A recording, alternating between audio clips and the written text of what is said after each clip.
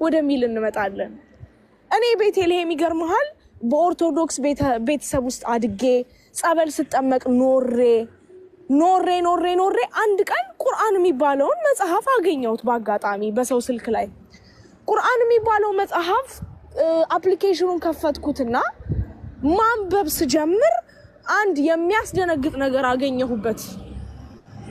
አንዴ ልሻገር ነው። የሚያስደነግጠው ነገር ምን መሰለ? እናንተ የመጽሐፍት ባልተቤቶች ሆይ አለኝ። ማንን ነው የሚያወራኝ? እኔን። ማነኝ እኔ? ባይብልን የምከተል ወይም ባይብልን የማጠና ማለት ነው። እናንተ የመጽሐፍት ባልተቤቶች ከቁርአን አስቀጥለን ከመጽሐፉ አስቀጥለን ቁርአንን ሰተናችኋል። በአፋችሁ ቁርአንን እንዳታረክሱ ሲል በቃ መሬት ብትሰነጠቅ ደስታዬ ነው። ምክንያቱም የሁለቱ ባለቤት አንድ እንደሆነ ወይም መጽሐፉንም የላከው ቁርአንንም የላከው የኛ ፈጣሪ እንደሆነ ተረዳሁኝ ማለት ነው። ከዛ ዋው አልኩኝ። ማንበብ ስለምወድ በቃ ይሄ ነገር መነበብ አለበት አልኩኝ። ሞር ማንበብ ስጀምር አንድ ሐሳብ ላይ ደረስኩኝ። ምን ይላል? ኢሳ ወይም ኢየሱስ አልሰቀሉትም አልገደሉትም አለኝ። እሱን ደግሞ ላውጣለ እንዴ አልኩኝ። እንዴ ኢየሱስ ተሰቅሎ የለ እንዴ? ኢየሱስ ተገድሎ የለ እንዴ?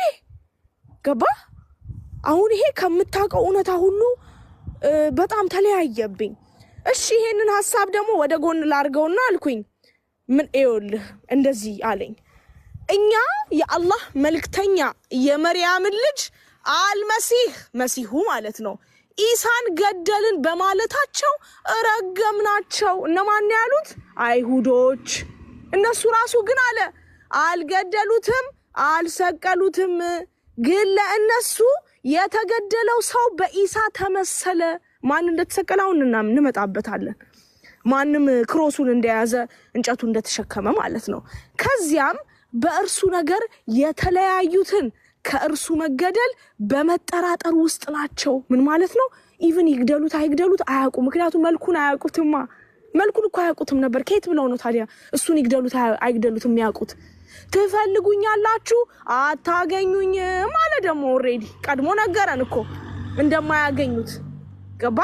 ለምንስ ተብሎ ለነዛ ከሃዲያን አሁን እዚህ ጋር ወደ ላይ ያሉትን ሐሳቦች ስታያቸው እነሱ ዲስቢሊቨሮች ይላል። እነዛ የማያምኑት እኛ ኢሳን የጠራውን ፒውር የሆነውን ኢሳ አንፈቅድላቸውም እንዲነኩት ስለሆኑ እነሱ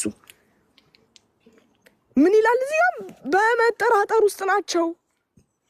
አሁን ይሄን አንቀጽ ወደ ጎን እናረገውና ነብያችን መሐመድ ሰለላሁ ዐለይሂ ወሰለም የመጨረሻው ነብይ መሆናቸውን እኔ መስክሬያለሁ አንብቤ። ከሱም በላይ ግን ወደ መጽሐፍ ቅዱስ ስንመጣ መጽሐፍ ቅዱስ ውስጥ ያልተሟሉ ፕሮፌሲዎች አሉ ወይም ራእዮች አሉ። ዘዳግም፣ ኢሳያስ ላይ አንብብ ስንለው ማንበብ አልችልም የሚል ነብይ ይመጣል ይላል። አመጣዋለሁ። እሱ አንደኛ። ሰላምን የሚሰብክ ነብይ ይመጣል ይላል። ሁለተኛ። ማን ነው ሰላምን የሰበከ? ኢስላም ሚንስ ሰላም። ገባ? ሶስተኛ ከፋራን ተራራ ይመጣል ይላል። ማን ነው ከፋራን ተራራ የመጣው? ፋራን ተራራ የት ነው ብለ ደግሞ ለማየት ስትሞክር እሱን እስማኤል በደንብ ይመጣበታል። ፋራን ተራራ የት ነው? መካ ነው። ስለዚህ ወይ መጽሐፍ ቅዱስ ዋሽቷል አይደለ? ወይም ህዝቡ እየዋሸ ነው ማለት ነው። አሁን ለምን በአረብ መጣ? አሁን ብዙ ሰዎች ኦፌንድ የሚያደርጋቸው አረብኛ መሆኑ፣ ከአረብ ምድር መምጣቱ፣ ቁርአን አረብኛ መሆኑ ያናድዳቸዋል። ሊያናድድህ የሚገባው በእስራኤል ምድር ቢመጣ እኔ እናደድ ነበር። ለምን በለኝ። እስራኤሎች ኢየሱስንም አልተቀበሉማ። ያ ሁሉ ሚራክል እያዩ ሙሴ ያ ሁሉ ተአምር እያሳያቸው አላመኑማ። ገባ? ያ ሁሉ ድህነት ተደርጎላቸው መና ወርዶላቸው they are the disbelievers። ለምንድን ነው በእነሱ ምድር የሚመጣው? ስለዚህ እኔ ኦፌንድድ ሆድ ነበር በፈጣሪ ልናደድ ይችል ነበር ከእስራኤል ምድር ቢመጣ ነብዩ፣ የመጨረሻው ነብይ። ሌላው እንድትጠይቅ የምፈልገው ጥያቄ ማን ነው የመጨረሻው ነብይ? ኢየሱስ ነው ካላችሁ ኢየሱስ ነብይ ነው ካላችሁ አምላክ ሊሆን አይችልም። አምላክ ነው ካላችሁ ነብይ መሆን አይችልም።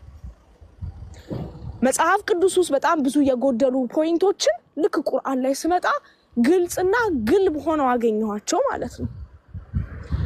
ሌላው ነብያችን ሰለላሁ ዐለይሂ ወሰለም ባይ ዘ ዌይ ኢየሱስ ለጠፉት የእስራኤል በጎች ነው የተላከው። ሙሴም ለእንትና ለዓለም የተላከ ከመጽሐፍ ቅዱስ ውስጥ ማንንም ልታመጣልኝ አትችልም። ኢየሱስ ለዓለም ነው የተላከው ካልክ ለምንድን ነው እኔ የተላኩት ለጠፉት የእስራኤል በጎች ነው ብቻ ለምን አረገ? ዋይ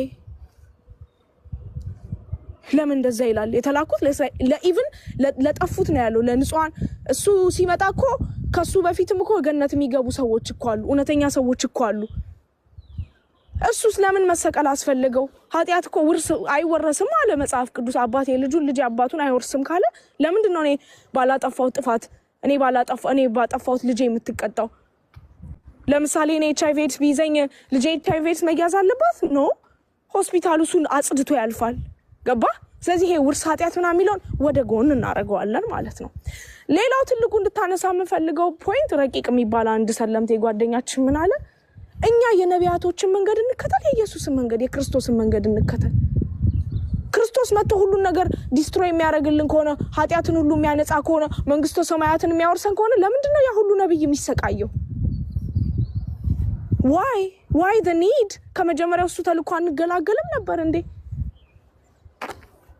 የቅድሞቹን ቨርሶች እንዳያቸው ኢየሱስ ክርስቶስ መቼም ቢሆን እኔ ዲቫይን ነኝ አላለም። አብ ከኔ ይበልጣል፣ ይሄ ሁሉ የሚያስደርገኝ አብ ነው፣ አባቴ አባታችሁ አምላኬ አምላካችሁ አለ። አንድ ሰው መጥቶ አንተ ጥሩ ጌታ፣ አንተ ጥሩ አስተማሪ፣ ገነት ለመግባት ምን ላድርግ ሲለው ለምንድን ነው እኔን ጥሩ ጌታ የምትለኝ? ስለዚህ የብሉይ ኪዳን አምላክና የአዲስ ኪዳን አምላክ ተለያየብን። ስላሴን ጀስቲፋይ ለማድረግ የሚሞክሩት እነዛ ቂሎች ማለት ነው። አንድ ቦታ ብቻ ነው አብ ወልድ መንፈስ ቅዱስ የሚል ሐሳብ ያለው። እሱን ይዘህ ስላሴን ጀስቲፋይ ማድረግ አትችልም። ስለዚህ ነብያችን ሰለላሁ ዐለይሂ ወሰለም ድንቅና ድንቅ የሚያደርገው በዓለም